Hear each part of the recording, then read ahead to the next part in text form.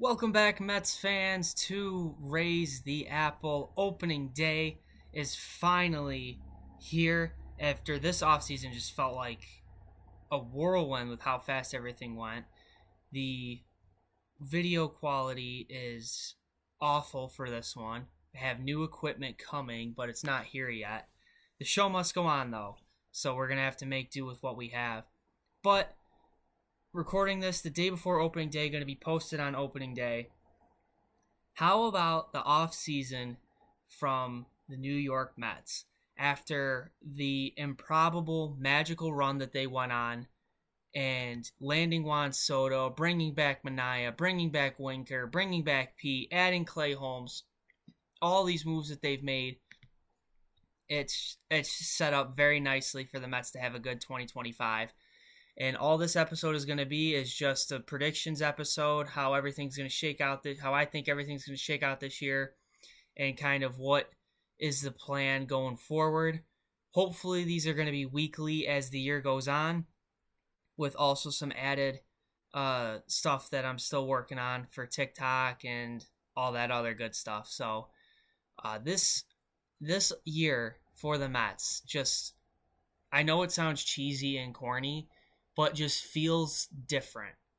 You know, if you told me 10 years ago that the Mets were going to bring in someone like Juan Soto, or that the fact that the largest contract in the history of professional sports was going to be from the New York Mets, I would have thought you were crazy. This is something that Mets fans are not used to, and kind of rightfully so. We've never really had ownership that cared enough to spend like this, that wanted this team to succeed, that wanted to put together a winning team. And Steve Cohen and David Stearns and Mendoza have just outdone themselves. I don't think Mets fans can really be unhappy with the way this roster looks going into opening day against the Astros. I know injuries already striking as starting the year without Manaea, starting the year without McNeil. So that sucks, but other than that, I mean, Clay Holmes was fantastic in spring training.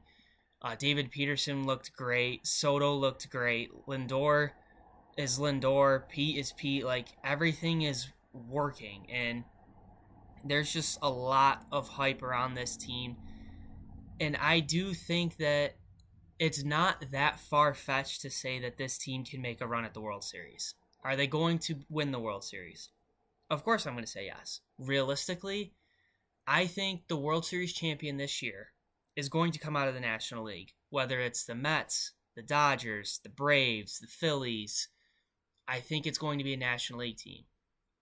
When the Astros traded Tucker to the Cubs, I think that move alone, and paired with Garrett Cole's Tommy John surgery, just made the AL completely wide open. I could see almost any team outside of maybe 3 or 4 make a run at the American League. It's not as clear cut as the National League is. The National League, it's going to be the Dodgers, the Mets, the Braves, the Phillies. San Diego will still be in it. We don't really know what we're going to see out of the NL Central yet with the Cubs and the Brewers. The Brewers, with losing Devin Williams, we're thinking probably they're going to take a step back a little bit. The Cubs were a disappointment last year. How can they keep it going forward this year, especially with adding Tucker? The National League is going to be very, very competitive. The American League is going to be just a giant mess. So with that being said, we're going to go over some Mets season predictions and then just some general league season predictions, all the awards, all that good stuff. So starting with the Mets, obviously I think the Mets make the playoffs this year. Straightforward. I think that realistically, are the Braves a favorite to win the division? Yes. Do I think the Mets can win the division? Absolutely. I think the division is going to be the Mets. I think it's the Braves division to lose, but I think I like the Phillies and the Mets better than Atlanta to win the division. And why I say that is because Strider and Acuna are coming back for the Braves, but they are coming back from some pretty serious injuries, and you don't know necessarily what you're going to get from those two. And those two are very, very important pieces to the Braves lineup. We know Acuna is top 3, top 4 player in all of baseball. Spencer Strider, probably top 5 or 6 starter in the league. And when those two guys are coming off year-long injuries, you don't really know what to expect from them. But I think I like the Phillies and Mets more than the Braves when it comes to who wins the National League East.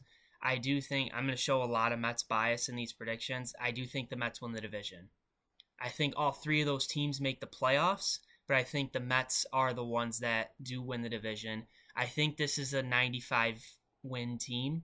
I think that is a 90 to 95 wins is realistic for this team, especially when Manaea comes back. If McNeil comes back and is hitting like the batting champ that we all know, this is a good team. The pitching staff has, instead of relying on, one superstar ace or the 2 aces like we've had with Scherzer and DeGrom, it's 5 solid options.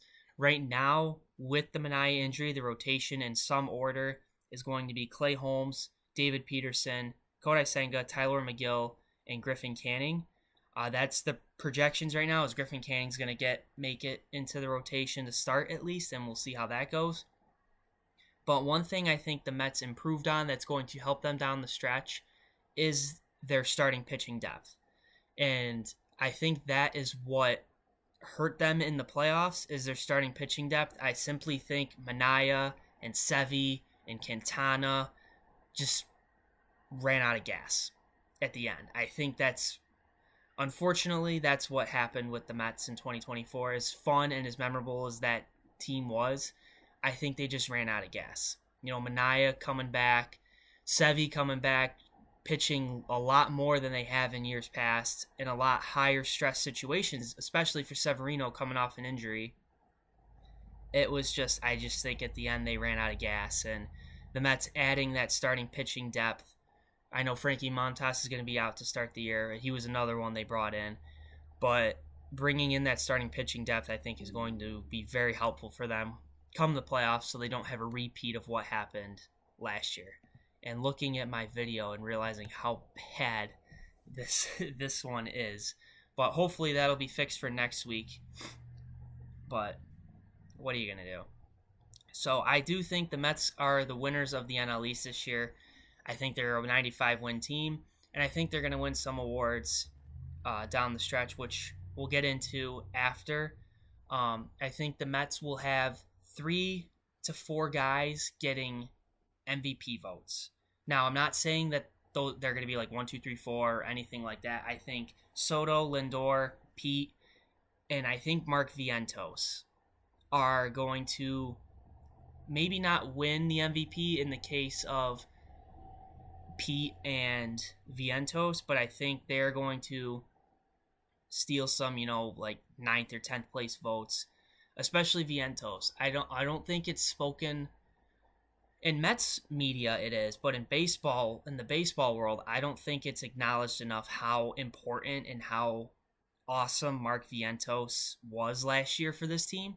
I think he kind of got written off a little bit from the national aspect. Of Mets fans in the New York media knew what he was about, but in the national scale, I don't think that it really was appreciated how big of a presence Mark Vientos had in the Mets lineup. And I wouldn't be surprised if he gets, some 7th through 10th place MVP votes as the year goes on. And I don't think the Mets have a Cy Young caliber pitcher at the moment. I think Senga is, but being injured for most of last year, coming off that injury, we don't know what we're going to see yet. But I think the Mets, I'm interested to see mostly with the Mets pitching how Clay Holmes works out. Going from a reliever to a starter. Worst case scenario, if it doesn't work, you move him into the bullpen. You got a 3-headed monster at the back end of the rotation with him and Stanek and Diaz. You throw AJ Minter in there, and you got the end of the game on lockdown come October. So I think that this Mets team, would be a disappointment if it doesn't make the playoffs. I think it will be a disappointment if they don't win the division. If they're not at least the top wild card, I think that would be a disappointing season for this team. But I do have the Mets coming out of the East. Out of the NL Central, I think it's going to be the Cubs. I think the Cubs will have a bounce back year after a disappointing first year with Craig Counsell.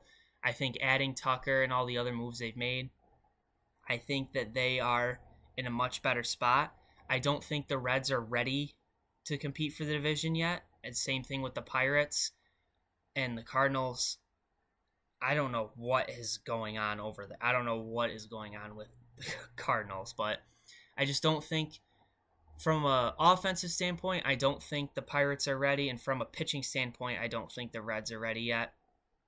But I think that division is going to be the Cubs on top.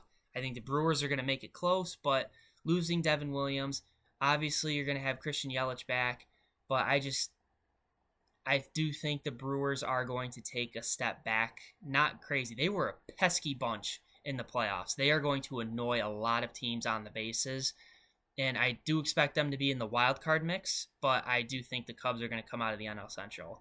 And then in the NL West, it's the Dodgers. As much as I hate the Dodgers, I mean, you can't help but respect what they got going on there with all the superstars they've brought in, and it's not even fair at this point how they're able to have a roster like they do and be able to keep everyone happy and not have like an ego problem like we saw in San Diego a couple years ago. And I think it's the Dodgers division to lose unless they lose half their roster due to injury. I just don't see anyone even coming close to them. So Mets, Cubs, Dodgers are the division winners. The three wild cards, I think, are going to be the Phillies, the Braves, and the Padres in some order. I think Milwaukee's going to make it close, but I think they just fall short. San Diego is just, they're stuck in a spot right now where they're competitive, but they're not a World Series contender yet. And I think they are a team that when they're hot, they are as dangerous as anyone. But I just don't think that they don't have enough firepower to keep up with the Dodgers, the Braves, the Mets, and the Phillies. I think those are the top four teams in the National League. But that's my playoff field from on the NL side. And then come the postseason, of course I'm going to say the Mets to win the pennant and win the World Series. Of course I'm going to say that. But as unbiased as I could be, it's hard to not pick the Dodgers to repeat. I do think the Mets pushed them to Game 6 last year. I think they can do that again. I think San Diego is a team that in the playoffs, they can give LA a run for their money. And depending on how Acuna and Strider come back, I think the Braves can keep up with the Dodgers. It's just the NL is the Dodgers to lose right now. I do think that the Mets, Braves, and Phillies and San Diego can all compete with them. But until someone knocks off the Dodgers in the playoffs, it's the Dodgers' pennant to lose. On the American League side, the AL East, this might be where my hot take comes in, I guess. And I think largely it's because of the Garrett Cole injury why I feel this way. I think Baltimore is going to win the AL East. I was going to say Boston, but just thinking over it, I think Baltimore is just a little better. I'm not sure what the problem with Boston is. We don't know what we're going to get from Bregman. I mean, you're not anticipating MVP candidate Bregman, but you're still anticipating a superstar in Bregman. Same with Devers. You have a lot of guys you're banking on. It feels like, I could be very wrong in this, but when I look at their roster, it looks like you're banking on a lot of guys to continue what they did last year. And not saying they can't do it, but I just think the young guns in Baltimore I think they're just a better team. Although, even though Baltimore did falter a little bit at the end, I think Baltimore is going to win the division this year. I would say the Yankees if Garrett Cole was pitching.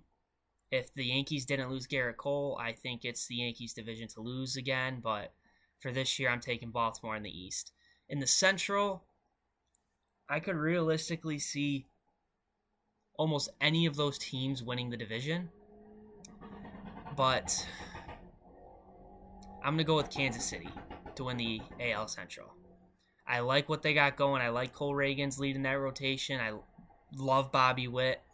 I think the Royals they were maybe them and the Tigers are maybe a little bit ahead of schedule, but I'm going to take the Royals to win the AL Central.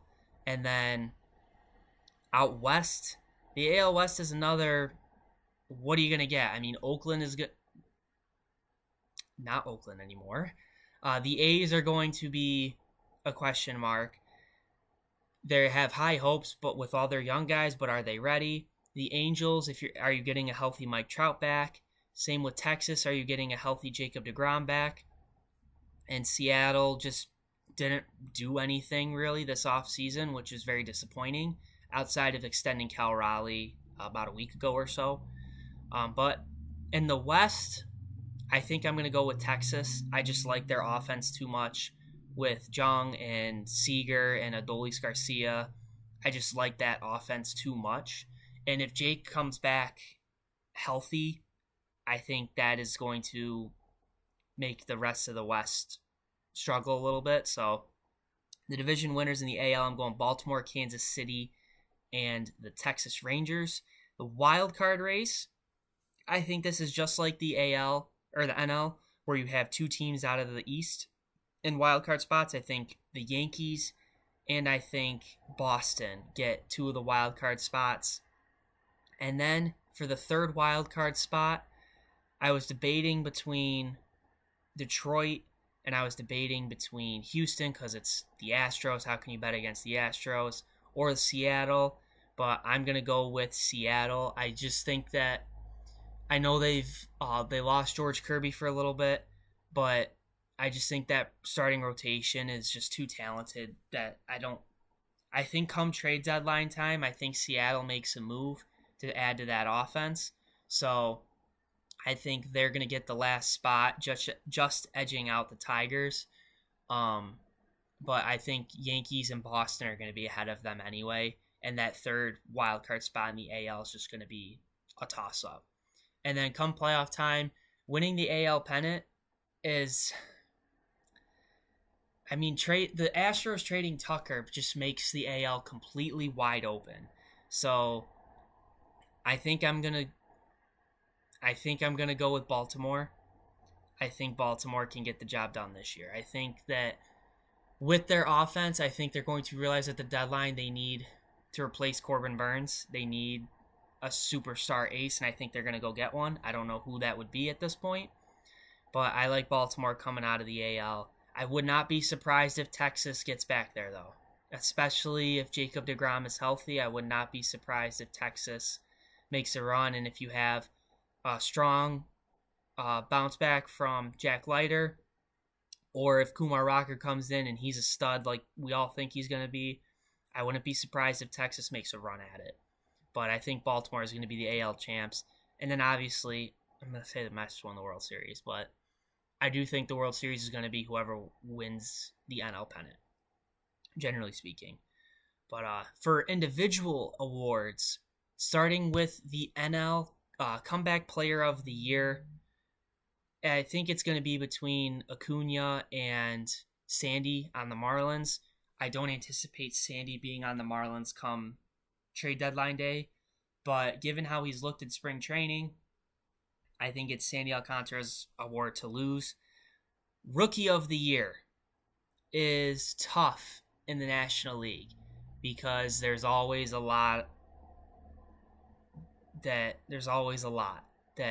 you just don't know who's going to have what come out of nowhere, anything like that. National League Rookie of the Year, though, I'm going to go with the Pittsburgh Pirates.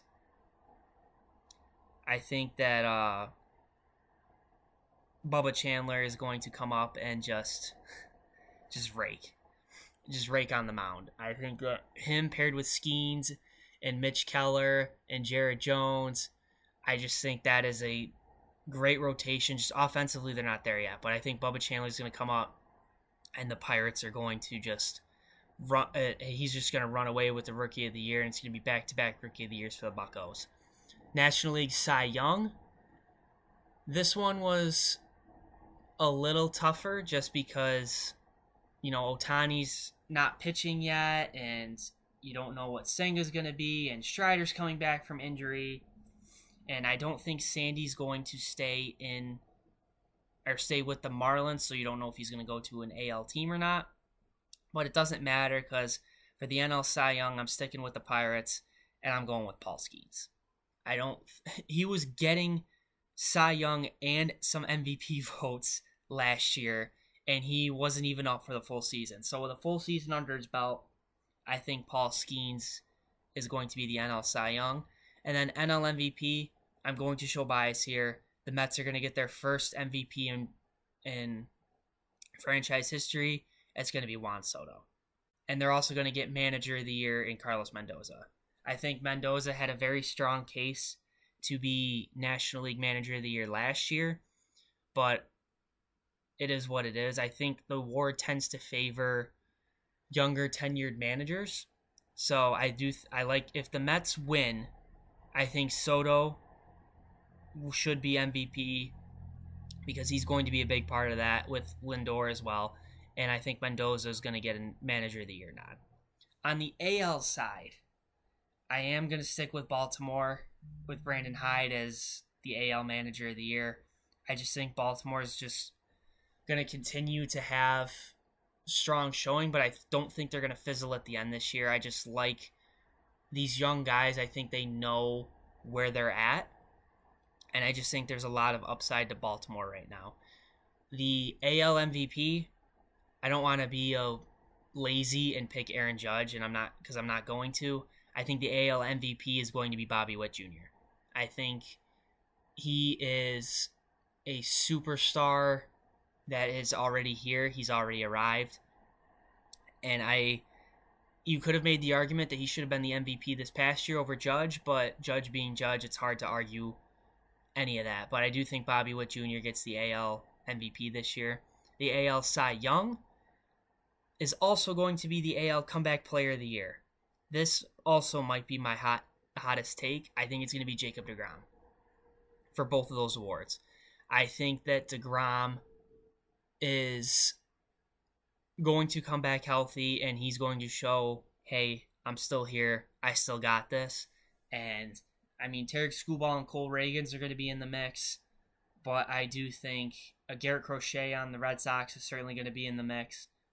Max Scherzer, if he is even a glimpse of Max Scherzer, who knows what that's going to look like. But with the Blue Jays, I'm going with Jacob deGrom, though.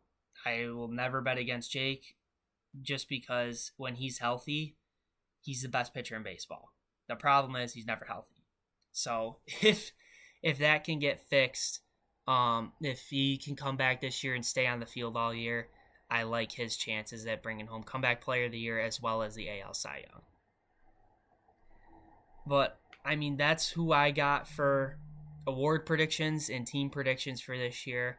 I think it's going to be a great year for baseball. I think that with guys like Paul Skeens, with Mike Trout coming back, with Ohtani and Judge and Soto with the Mets, and just everything that's going on, I think baseball's in a great spot right now.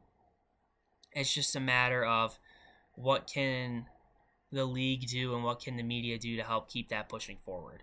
So that's pretty much all. That's going to be all for this episode. Just want to do a quick little season preview as we get closer. Hopefully better quality next week when my new stuff comes in. And I got a lot of content ideas coming on TikTok and everything else, so stay tuned for that. Make sure you subscribe on Apple Podcasts and on YouTube. Make sure you go follow on TikTok and Twitter, all that good stuff. And we will see you next week. Opening day's finally here. Baseball is back. Some sort of normalcy is back in our lives. So thank you for tuning in this week, and let's go Mets.